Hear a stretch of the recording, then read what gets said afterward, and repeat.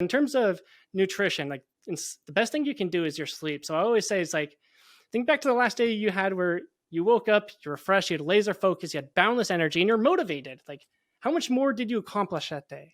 Yeah. How much better did you feel about yourself at the end of the day? Because when you have an unproductive day, you feel like shit. You feel terrible about yourself. Like, I shouldn't have watched Netflix. I should have worked on my business. I should have gone to the gym. And so that's really why we want you to do these things, to build that confidence. And so one of the things we do is dial in your sleep and circadian rhythm, because this takes very minimal time and energy.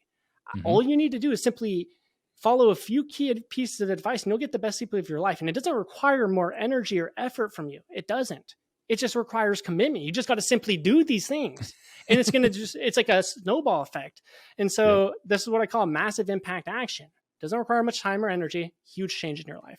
And so typically the key things are, I could go on to sleep for a while, but I'm just I was going to say, I can talk about sleep all day long too. So keep going. Okay. So the few things, like the few most important ones, is the hours you sleep are non-equal. Have you ever gone to bed at 1 a.m., woke up at 9 a.m. feeling like good? Like, oh, I'm ready to crush the day. No one has. I don't care. No, you're lying to yourself. If you answer yes, I feel great out in that time. No. And so it's not just the amount of hours you sleep. First of all, it's the quality, but also the time you sleep, the hours you actually sleep. What time did you go to bed?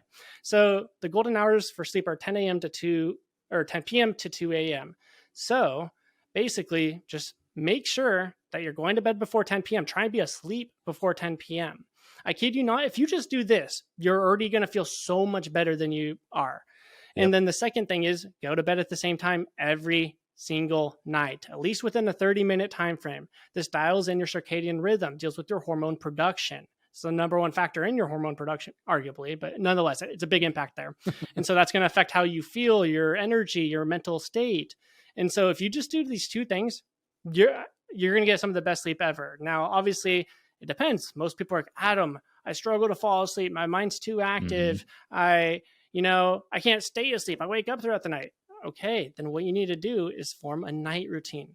First of all, figure out what you can do to calm down your mind. This is something you need to do for right now for the rest of your life to have these benefits. Do you want to have anxiety and an overactive mind that drains you all day? It's like one of the most healthy things you can do for yourself. Yeah. It's like, oh, I don't know how to do it. Then go figure it out. Try some stuff. Not for doing the same thing, but expecting different results is insanity. Doing the same thing and not caring to change is insanity, I'd argue as well. Like, step up and improve yourself and crush life.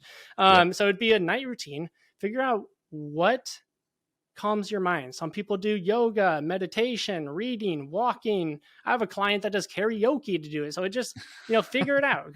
You should know through your experience. And if you don't, then here's what you do. Spend 20 minutes, put your phone out of here, no electronics, and sit with yourself. Try and get your level of presence to increase. Focus on your internal body and feel your blood flowing. Try and have mind-body connection to your pinky. And then you're in a state where you're accessing your subconscious mind more effectively.